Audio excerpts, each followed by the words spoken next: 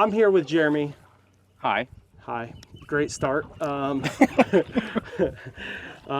Jeremy's worked for me for how many years now? Three? Yeah, 3.5, three. Three. Like that. Well, this summer will probably be, because you started in the summer, right, for bio? Yeah. So this summer might be the 4th year? Yeah, it should be the 4th bio season. Yeah. So Jeremy started out as a tour guide at our bioluminescent location, and then also our Rock Springs location, and then wanted to open his own location.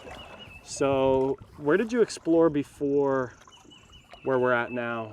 Was this like the only spot that you were thinking of, or was there more? There was a lot, but what I wanted to do was, I knew everybody loved Rock Springs. So once you do it a million times, you kind of get a feel for A million. Yeah, you get a feel. You get a feel for what the people are enjoying. Yeah. And so I was looking for something that kind of mimicked that, to where you're paddling up, you're kind of doing the exercise in the beginning, gets the conversation going, and then you get to relax a little as the float back.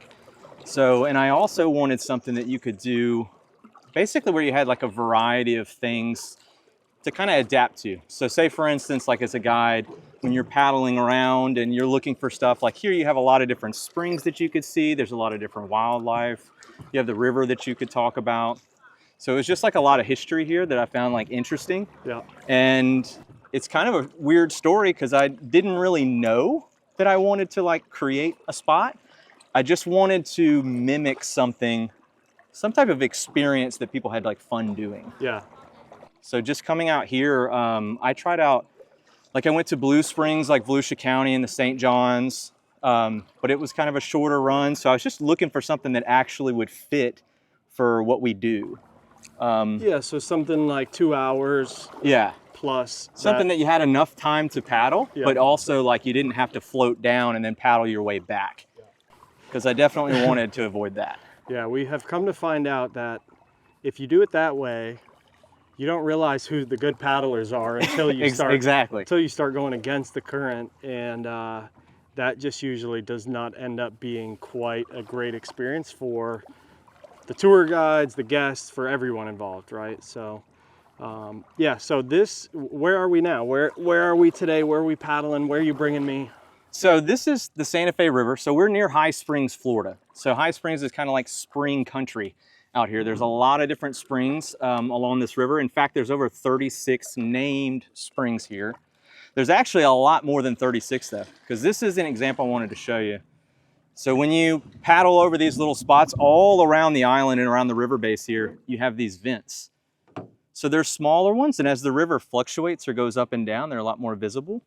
But it's really cool because the Santa Fe River is unique in the fact that at different times of the year, this place actually runs pretty clear. So when you're in seasons of low rain, most of this is really shallow, and you have so many different springs that are pouring in here that the water clears up a lot. So it's pretty cool, but it also fluctuates dramatically. So the Santa Fe is known for flooding.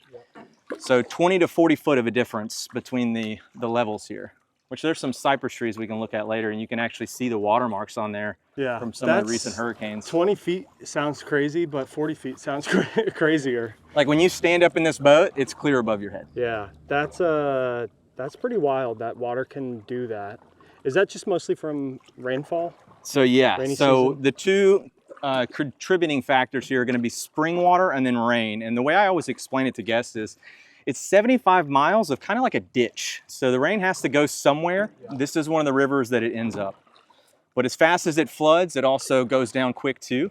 So it's always kind of fluctuating, which makes it pretty unique. Now, right now we're paddling around Rum Island. So there's actually a split, which is really interesting here too. So on your left-hand side, you have Columbia County. And then across from here, you have Gilchrist County. And so there's actually a little island right here that splits the diff in the river, which is unique. Yeah. Yeah, so the Santa Fe literally gets cut in half for this island and then connects back after the island. But the history is probably the funniest part. So in the 20s during Prohibition, you know, like Floridians do, they create unique opportunities.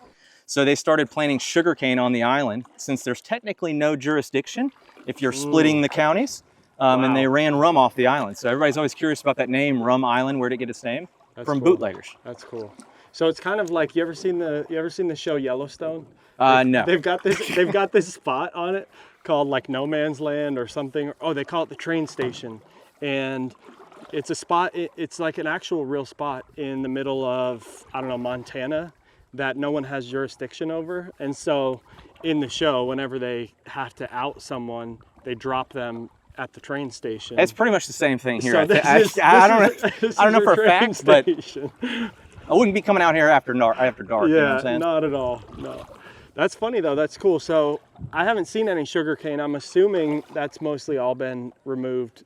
Yes. So the other thing about this is that it floods so much. This island has been, you know, it's been here for forever, but the water has clearly gone up and above it. So I don't think anybody right now, the state of Florida, I believe, owns the actual property.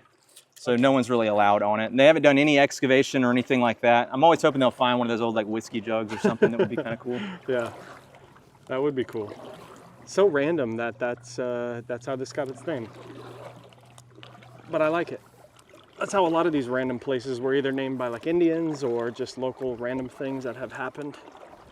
Hey guys. How's it going? You guys got the easier way though.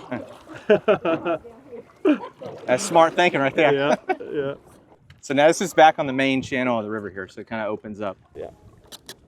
Let me see if I can, there we go. Position that one up a little bit. So normally what I do with a lot of guests, like we'll kind of slow roll around this river here and we'll paddle up to this next spring, which the springs here have some interesting names. The locals call this next one that we're gonna like paddle by. We're not gonna stop there, but they call it Bathtub Mermaid. The real name is Jonathan. A little boring. Bathtub or Mermaid? Yeah, just a guy named Jonathan named it, I guess. I like Bathtub. Yeah, I know, it's kind of a unique name. Just a little area to dip in. It's kind of like the size of a bathtub, the spring vent. Now I've been out here before, and like, you know, before I actually opened this place up, I came out here for like a solid year and was here. I feel like I was here like every day. Yeah. Paddling it, just exploring. But I came out one night and there was all these tea candles just like set up all around it. Really? Yeah. That's like a seance. Yeah, I didn't know what was going on. What is happening? I just kept paddling right by. I didn't stop. Jonathan just came right out of the ground. That's funny. Hello. Yeah, it's cool. This waterway is like, it's so pretty how it's lined with literally like the tallest cypress trees that you'll ever get this close to. Right along the waterway, there's the cypress knees, the cypress trees, all of those things right along the waterway. It's cool too, because you can show like, you see on the bases of the tree, you can see how the white lines are on them. Yep. Now it's not on all of them, but there's a few that are pretty distinguishable that you can actually tell where that water line was. And you can even look now, you can tell that the water is going down in the river from this wet base on the bottom. You want to loop around from here and go back, or you want to peek it? Yeah, let's peek it real quick and then we'll just scoot back down and paddle with the current so we get down to good old Gilchrist. Oh yeah. Pretty quickly. That's the good thing about this waterway, like Jeremy was saying earlier, you can stay against the shoreline and not have to really fight against the current that's out in the middle. I think a lot of people think of like the Santa Fe as like this kind of overwhelming river that just like runs really fast, and it can run really fast, but if you're off to the shoreline, like this is not that hard of a paddle at all to just stay up against the shore. And the other thing too is like people will forget that the Santa Fe River is 75 miles long, but there's an upper and a lower part. So there's like two kind of separating things. The upper Santa Fe actually has a current that's a lot stronger than this. Yeah. So the current here can get strong when the river floods, but again, it's, you know, kind of like physics. The deepest part of the river is always going to be the strongest. So normally, you know, we'll just kind of roll up the side, but every now and then if you got some speedsters, you just take them right out to the center and let them see you. It'll help slow them down a little bit. You could see even just from here, the middle of the river is moving pretty good, but the sides are not. So we're coming up on Bathtub Mermaid Jonathan. Yeah, the trifecta. Yeah. We're just gonna so this was a really cool spring. One of the reasons I love this spring is because when you come to Rum Island, this is on the property here. So you can actually walk back. There's a little hiking trail that's in the back, and you can walk back up to this one. So after your tour, if you're done for the day, you still want to spend some time, you want to swim or hang out, you usually can come back up here, get a pretty good look at the river, which is a lot of fun too. Sweet. Good old Johnny. Old Johnny boy. Good old Johnny Springs. So now we're making a U-turn going back downstream, headed towards, back towards Rum Island, back towards Gilchrist, the main attraction of this paddle.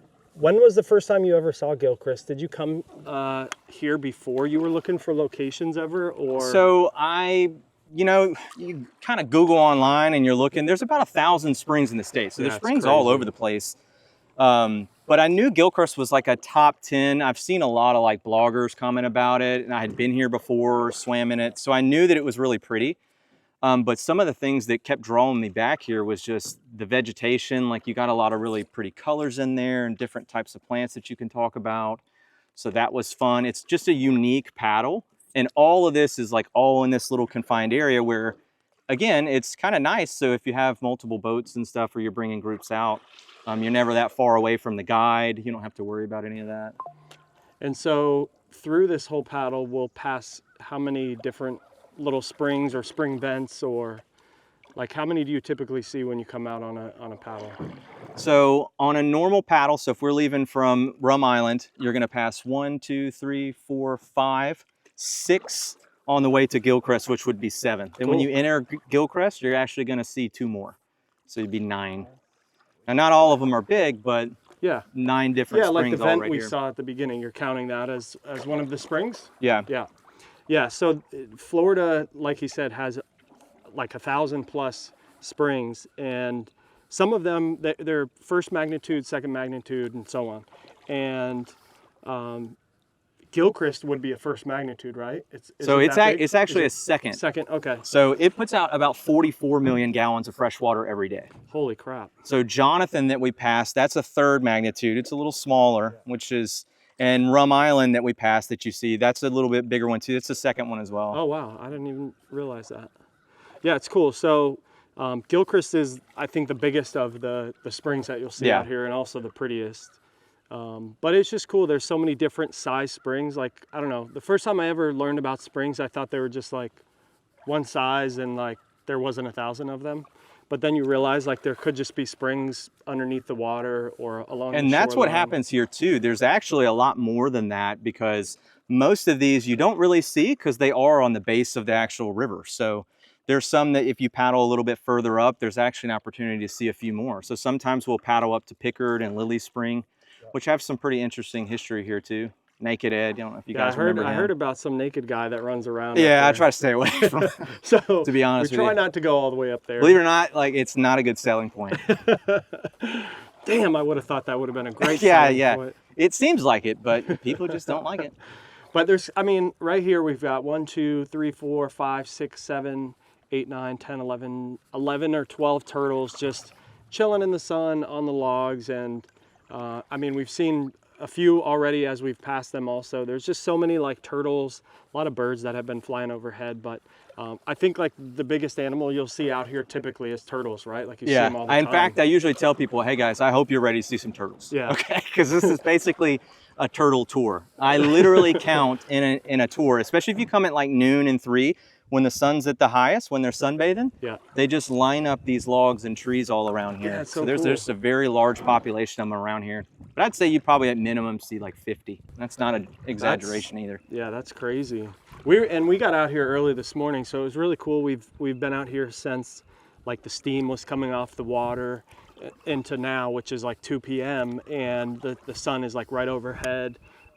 Feels really good. We went swimming already earlier, so just being able to dry off and feel the warm sun is great. But I think most of this paddle is pretty much out in the open air. Maybe a little bit as you get on the run into Gilchrist is kind of secluded, right? But yeah, but for the most part, you're kind of, you don't have too much of this because it's a wide river, so it's not too shaded, which is actually really nice. So you get a lot of opportunities to kind of stop, cool off, get in the water, which again was one of the things that when I was looking for spring, I was looking for a place because I had a lot of guests that would say, hey, can we, where's a spot that we can stay afterwards and swim? And so I knew that people were kind of looking for stuff like that. Yeah, so when I found this, including me, I was like, where can I swim? Yeah, because a lot of times you can only like paddle in, paddle out, and you can't really stay there. But here at Rum Island, what is this called? Rum Island County Park? Is that, yes, so this is actually owned by the county. So Columbia County owns this park. And they did renovations here several years ago, which they added all the restrooms up top. You have all the ADA accessible ramps that lead down into the river. These lovely, I don't know, you probably can see them from space right now. I don't know if you guys actually can see. Probably. These massive giant cones here, little buoys. Little buoys, yeah, huge buoys. Yeah, so we're kind of back towards where we just started this paddle already.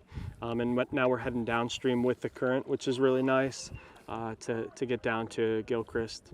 And Gilchrist was recently changed to a state park, right? Like maybe That's right. 3 so like years ago? Yeah, it was like 5 or 6, something like that. Years ago, they're the last acquisition by the state of Florida, which I believe is about 1,400 acres. And there's about 5 to 6 spring heads that are actually on the property. So this is all state park? Yes. Okay, so cool. on your left-hand side right now, this is the Gilchrist County, and the right is the Columbia County. Okay, cool. So bring me back before you even started kayaking. Oh yes. You know, let's take it back from the early days. You know, I've heard you do a thing or two with drum sets. That's true. And I've heard you do a thing or two at some hospitals and paramedic stuff. So I really had, you know, the fact that I'm here is very random to me. I had a much different career path in mind. Yeah. You know, I started out years ago. I used to play drums, so I did that for church bands. I actually met my wife here in Florida, but I grew up in Louisiana. So I played drums for years, and you know, eventually music didn't necessarily work out for me, so I had to find some career, right? We've got that in common. Yeah, believe it or not, it didn't work out. So what I did was I decided, you know, I'm going to be a doctor. Yeah. So I went back to school. I actually got into medical school. And that's where we had our son Shepherd, so he is 5 now. Cool. Med school didn't quite work out for me either, so it wasn't necessarily in the cards for me. But during that time, I became a paramedic, so I do a lot of like EMS hospital stuff. But then randomly, when I moved back to Florida, I saw an ad, and it changed my life. Wait, so, were you looking though, or? Like, I had always looked at like Indeed for random jobs. Okay, I was gonna say I never like did a paid ad.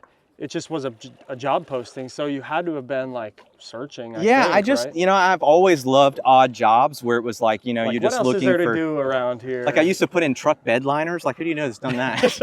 But it was a great gig. That's I cool. loved doing it. That's cool. And then when I saw the bioluminescence, I was like, oh, I didn't know this was here. Yeah. So I really, you know, truth be told, I was like, you know, I want to kind of take my wife to this for an anniversary trip. Yeah. But I'm going to check out this place too and see what a kayak tour guide was. So you came on a tour before you applied? I didn't go on the tour. I went on the interview tour. Okay. So I came out with you guys to kind of scope the place. I was thinking, damn, did you secretly, that would be pretty smart though, to come out as just a guest, you know, to see, do you even like what the tour guide is doing and what the job is? Well, see, Justin, that's secretly, smart. I didn't have to pay for it either because I came out with you. I didn't came out with you. Yeah, so whenever we typically hire people, right, we bring them out on the water and do a tour to see if we like them, to see if they like us, see if it's a good fit. And so that's what he's talking about. He did one of those, we call them training tours. Where he but it was actually crazy because I remember, you probably, I don't know if you do or not, but I sent you, it's a long time ago. I sent you an email because the only time I'd been kayaking. I do remember. Was my mom. We went on this family vacation, like one of the only big family vacations we took. We went to Hawaii. Yeah. And my mom decides, you know what? I'm going to book a 3-hour kayaking excursion on the ocean. Never paddled a day before in her life. Oh my God. Or my sister. And I just remember from that day, that tour guide was having the time of his life, just laughing. And then I sent you a letter about that, and I was like, I really wanted to try it out because I thought it looked like a cool job. What was crazy was the first day that I showed up, it was raining, there was no bio. And it was probably worst case scenario for how you could see the tour. Yeah. And I knew that. Which is good for, I think, a tour like that because it shows you, could it still be fun even when it's not the best, you know? And so I went home that day and thinking, you know, if this was the worst, I need to come back to see what the best was. Yeah. Like if this is not that great of an example, what's a good example? Yeah. And I'm really glad that I did, because that honestly changed my whole entire life. That's so crazy. So that would have been the beginning of summer, right? Yep. 4 years ago. Yeah. Wow. So, and then I started doing the bio tours, and I just knew it was special and it was fun. I loved going out with the people. They were having a great time. A massive polar difference for me as far as like, you know, working in the hospital. Now I'm an ER nurse. So the differences between like perspective, I guess, when you see worst case scenario in life and then you come out here and people are laughing, having a great time. Yeah, they're both memorable, just in different ways. Yeah, exactly. Believe it or not, I tell guests all the time, believe it or not, this is just a little bit less stressful. Just a little. So we'll get back to that, but I mean, we have to comment on how crazy this water is here, and I know. The vegetation. So this is my favorite part. So this runs about a 1/4 mile long, so it's not really long, but the nice thing is that they preserved this area. So when the state park bought this, they actually closed this section of the run for pedestrians. So they don't allow anybody to actually walk in the waters anymore. So it's just for canoeing and kayaking. I think they used to let people tube here also, like all the way down to the mouth of the river, right? Yeah. And they could like, essentially it's shallow enough to walk, so people would walk and tube in here, and it would just kill all the vegetation because people are constantly walking on it. So the efforts by the state has actually been a great thing, because now when you look at the run compared to 5 or 6 years ago, the vegetation is so much more dense. And Naked Spring, which is connected to this spring run as well, they've actually closed the entire run for what they call like recolonization. So they're allowing all that vegetation to just grow back. So does Naked Ed have anything to do with Naked Spring? I don't know, but there's a lot of naked going on. I'm like, what is going on here? And that scared me about this area, but I had to embrace it. Okay. I love that you embraced the naked. I just have to look away. The first year I came out here, I just keep my head down. Yeah. So it's just funny that there's, I don't know, 2 springs that are known for it's something weird. naked. There's something about it. But it is really cool, and I think this is like, I don't know, for me, I've been to so many different springs. This is like, in terms of vegetation and like quality and clearness of water, it's very hard to beat what you see here. Like, I don't know if I've ever seen the red plants, the green plants, all of these different underwater vegetations as like healthy and like dense, like you said, in anywhere else in Florida. And so I have a feeling that most state parks that have spring runs will eventually start replicating what's happening here, because it's working. Like, the vegetation is growing, the spring's healthy. And I think that's the big key takeaway, is that they have evidence now that it is working. Yeah. So that a lot of that, you know, walking through the springs and kind of stomping through is what was actually damaging and killing this vegetation. Which shows that, you know, if you do it responsibly, you know what I mean, when you're paddling through it and everything, you still really get to enjoy it and you get to see it. And that's one of my favorite parts about the tour, is that, again, you just get to see so much stuff, a variety of things on this tour. It really helps with my ADHD. So. There's so much going on. Where do I look? Yeah, and not only like underneath here, right? Like, we also have all of these amazing plants along the shoreline, like dense woods here. So you have like spider lilies that are showing up over here. Yeah. There's watercress that's in here, hydrilla. So much. It's a little bit of everything. More turtles literally everywhere. Yeah, this is like the turtle tour for sure. I don't know if I've been to a location with more turtles. I'm telling you, man. I see turtles here more than anything else. And this morning, we actually saw an alligator snapping turtle. Not an alligator. We saw an alligator snapping turtle. And that thing looked like it had been around for 2,000 plus years. Unfortunately, guys, I had my phone in my bag, and I can't actually show you the evidence. This is one of those things where you tell everyone about it and you have no proof, so it never really was happened. This big, I swear. It never actually happened. So we're, so is this the, this is the spring run to Naked Spring off to our left here. Yeah. So that's it's a smaller spring too, but it's just really pretty that you can actually get out up ahead and take a peek at it. Take a peeky. We are almost to the head spring.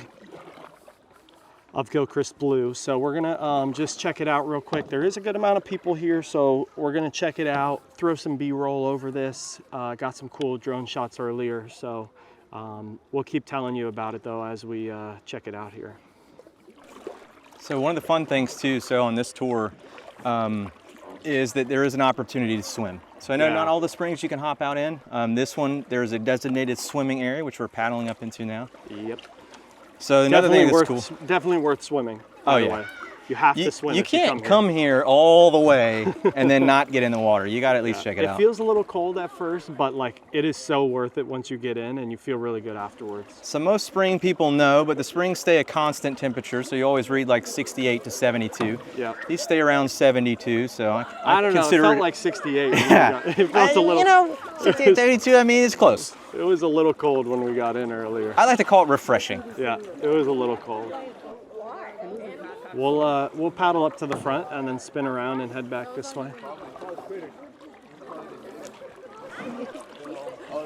But another thing too, so now that you're in the state park, you get to kind of enjoy these amenities too. So you have concessions that are up here, you have restrooms that are up here.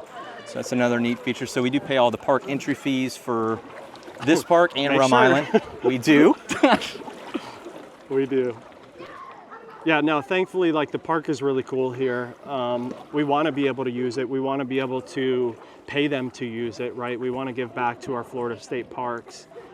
So this is a fun little opportunity for us to show our guests what they have here, show off not only the spring, but also the park, right? And it helps out, in talking with the rangers, it helps out a lot too with their numbers. So when you have more visitors and stuff like that, you get more funding from the state. So all around just benefits the public here. Yeah, and hopefully people want to come back and camp here, you know, or hammock here. There's people hammocking up there. And that's the other thing. Are we paddling over anyone? I think we're good. No. Yeah. I saw someone go under, and I was like, I think he's. I think just all you hear is like a knock on the bottom. Yeah, excuse me, sir. I'm trying to come up here. Yeah. So here we are, the official head spring of Gilchrist. How deep is it here? Do you know? I do. So this is roughly about 20 foot down. Wow. So this spring in particular puts out about 44 million gallons of fresh water every day. So it is a second magnitude spring. This is a pretty big spring in the state of Florida. Yeah, I mean, look at all these people that are here to kayak. These people are chilling. They're doing it right. That's the definition of chilling, I think, actually. That's a whole deck. That's a deck party. Literally brought a floating dock to the spring. That's impressive. So we're right over the main spring head. So if you guys saw last year too, there was actually a little partial collapse in here, which happens sometimes, but it was a weird thing that happened. The whole spring turned brown. Then a day afterwards, it cleared the whole thing out. So it just shows you how much force is coming out of here to actually completely recycle the water within this spring within a day. Yeah. Another thing is just the colors, man. Dude, the colors here are like the blue of when it gets deep right there over the spring. You can't really beat the colors here between the water, the foliage, the vegetation that's under the water. Like you can't beat the colors that are here. It's so crazy. Wasn't there like an old 80s thing, the colors of the rainbow or something like that? Or was that Reading Rainbow? Yeah, that was Reading Rainbow. Yeah. I don't think that had much to do with what we're talking about. But while we're on the subject, what a great show that was. Yeah. It was a good show, and everyone probably knows what it is because we're all forced to watch it. So talking about colors though, one thing that I do like about this area of Florida, Gainesville, so we're a little bit more north than your central Florida, so a little North Florida here. You do get a little bit more foliage. So in the wintertime and in the fall, you get those reds that are popping in these trees. So it's kind of like seasonal, but it's like a different opportunity to see it in different shades. Also, when in the wintertime when there's nobody in here, the clarity in here is unreal. Yeah. So you've probably seen some of the footage from the main head spring. I mean, you get mermaids in here. Not real ones. Just clarify here. It's a long swim from the ocean. I don't know, they might be real. It is a long swim from the ocean. They do look real. Let's put it that way. So mermaids have been seen here. But yeah, in the wintertime, obviously you get less traffic out here. Summertime, everyone wants to come to the springs. But even during the summertime, like there's times of day where it can vary as well. Obviously, like the middle part of the day, like right now, there's a lot of people in the spring, but we were out here this morning at like 9:30, 10 o'clock, and there was literally no one in the spring. So I do tell people that a lot too. So it's like, if you want to visit a spring and you're trying to get away from the crowds, A, this is a great spot for that. But B, come early. It's like a little hack. Like pretty much every spring in Florida is like that too. Like, you're good if you come super early. You'll avoid most of the crowds. Yeah. And sometimes like at the end of the day too, like as the crowds leave, you know, everyone gets here at 10 or 11, and as they leave at like 2 or 3, it could slow down quite a bit, you know, 4 o'clock and on. So yeah, you just can't get here at noon on July 4th on a Saturday and think you might be the only one. Yeah. A lot of people are gonna have that idea. This water right here is just nuts. Like, it doesn't even look like it's as deep as it actually is because it's so clear. Yeah, I love this little spring run here. It's probably like the coolest, I don't know, spring run that I've been to in a long, long time. One of my favorite things to do is like out of here, you know, like I was talking about Rock Springs earlier, everybody loves to float. It's just drifting through here. Yeah, we're chilling. Current from the spring is just pushing us forward. Again, we've got 800 million turtles here. And it's kind of another time that you get to kind of just enjoy looking around. So it's like sometimes paddling up, you may not be paying attention as much, but on the float back, you're just kind of observing. Yeah. Which is one thing that I love about our tours and like doing the guided stuff, is that in the years that I've been doing this, you notice that, like, you know, maybe not everybody knows about some of this stuff, and sometimes it seems like they definitely would like to. Yeah. They just don't know anybody who knows it. Yeah. So they need somebody to tell them. Yeah, how was that process like, trying to figure out all of the information about this area? I know that's... So that is like where, interesting, you know, where the research has to come in. That's where you get the books out. Yeah. So for me, you know, I grew up in Louisiana, outdoors, but I'm not a plant expert. Yeah. I knew a lot more about medicine than I did about plants. You know, I knew your classic birds, your cardinal. Yeah. You got your woodpeckers. Typical fish, typical birds, yeah. But, you know, you got a great opportunity when you have a lot of guests that are coming out. I feel like I've always learned stuff from people, because you have people from all walks of life. I've had biologists come out. I've had, you know, experts on different subjects that have taught me stuff. But mainly it was just me researching. It was like, hey, finding out, oh, what is this plant? This looks unique, or I've never seen this before, and going to try to find out more about it. Writing down little facts, asking other guides. That's probably one of my favorite things to do, is go out with other tour guides. And just listen. Learn. Because you just learn so much. People talk about different things and they have different interests. And it's always a lot of fun. Yep. So I don't know if we officially said it, but Jeremy owns our Gilchrist Blue. Oh yeah, by the way. So he owns this location, and we're coming up on a year, right? Like, actually, I think it like could be one day tomorrow. Really? Tomorrow? Yeah, Holy yeah. crap. The 15th will be open for 1 year. So it's been a year already. Holy Which crap. is crazy. Yeah, that is because crazy. all along the process, you never really know.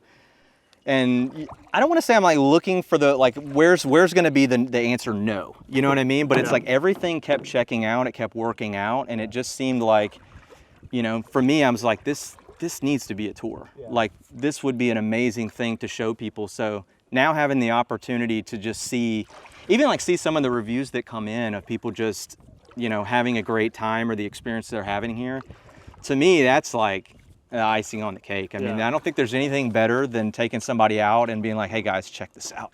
What do you think? And then going, this was amazing. We had a great time. And you're like, I know, right? Exactly.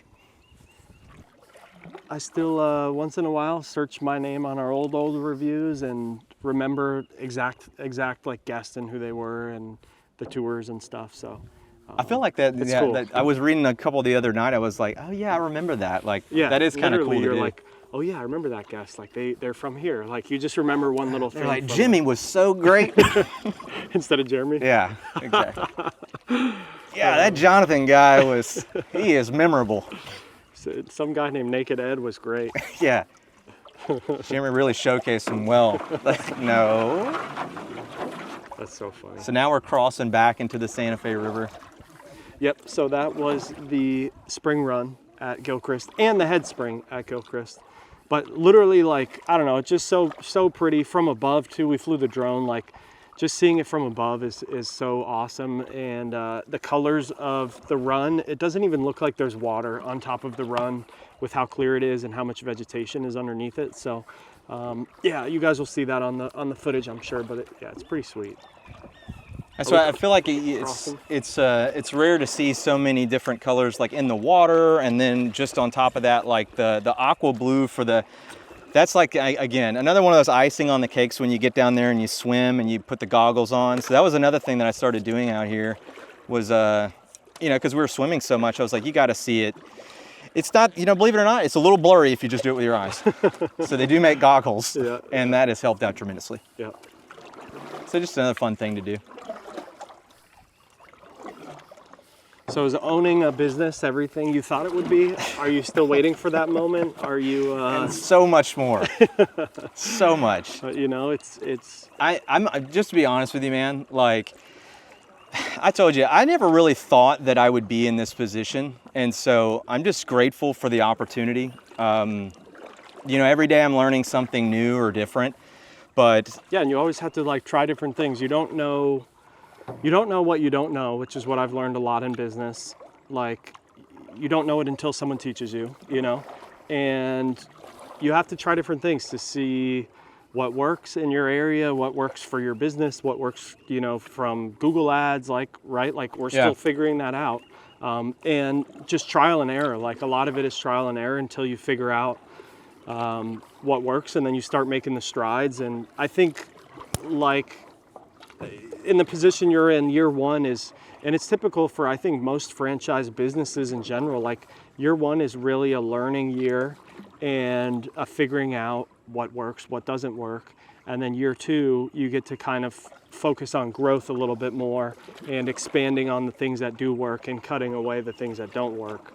I feel like that's exactly kind of like what happened too, because it's like, you know, you get into like a rhythm. So like I felt like for the first, even when I started at like Rock Springs, you know, that first 6 months to a year of guiding tours was trial and error. Yeah, you start figuring out, what do guests like? What do they not like? Where are the good stopping points? What's a good, you know, like just the routine of it all. But as you keep going and, you know, you do different style tours and you meet different people, you ask a lot of questions. So that's all I was doing. I would just ask questions. What are people in general wanting to experience? What are they enjoying? What are they not enjoying? How can I duplicate all that stuff here? And then in the first year of paddling this, you know, how can I make sure everyone is safe, that they're enjoying it? Yeah. You know, what part of the experience do I want to focus more on or take, like you said, take away? Yep. So, and then just getting in the rhythm again. So I feel like it takes a little bit of time to do that. And you need tours to do that. Yep. So in order to get the rhythm, you kind of got to paddle a lot, which is not a bad thing to do. It turns out it's a lot of fun. Yeah, yeah. And it's healthy. It's good for you. A good place to be. How can you not be a little happier out here than sitting in an office, you know? You know, there came a time when I really kind of had to decide with like Get Up and Go Kayaking, like whether I was going to step more fully into this. And I can remember those nights at Bio and like at 4 a.m. Well, I mean, the thing was like I would come home and I'd be tired, but it wasn't the same type of tired like when I'd come home from the ER. I haven't been able to explain that to people, that like even though I was grinding my ass off when I started this whole thing at Bio, giving the tours, whatever, I wasn't really that tired. Like I was just tired in the sense of it's been a long day, but like I was like kind of happy at the end of the day, and it took away from the tiredness feeling, you know? And I had to I went through that process with myself for a couple of months where I literally was just thinking, I'm like, man, like I'm leaving the ER and like I just drained. I'm just drained. Yeah. And you know, I'm coming out here and then I'm feeling like I'm kind of getting rejuvenated, like. Yeah. And so as I really stepped more fully in and, you know, started guiding a lot more tours and, you know, kind of spent the time to do this and put this place together, again, it's just been one of those parts of my life that I'm super grateful for the opportunity. So I just look at it like that, like how many people get to come out here and just, you know, for their job, show people these exotic locations that everyone dreams about or envisions, you know, being at. You know, that this is where they want to go for their vacations, and here I am every single day. Yeah. Yeah, and they're like, you're so lucky that this is what you get to do, you know, and it makes you feel special. And when they say that, I tell them exactly, I'm like, you are absolutely right. You are not wrong.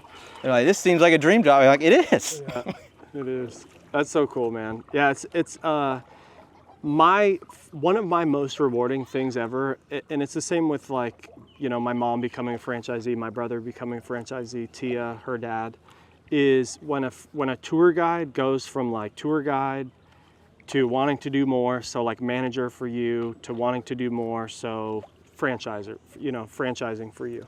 So like for me, it's great because I know I invested time and money and effort into the start of you coming on board, and the hope is that we can build something that like wants you to keep going along in the process and become that. And so, you know, as grateful as you are, I'm probably X times more grateful that you randomly were browsing Indeed and came across the job. Yeah, thank Google. Dude, isn't it crazy though that's kind of how life works? Like, you literally don't know what could happen today that will change the trajectory of the rest of your life. And it's crazy. That's why I'm open to the experience. You know, I've kind of just embraced it. And at this point in my life, you know, I've been kind of all over. I thought I was going to be different things, and here I am paddling. But, you know, I've never been happier in my life. So it's just one of those things that's like, you kind of just have to, oh. Hey. Hello. Can't hear that at all.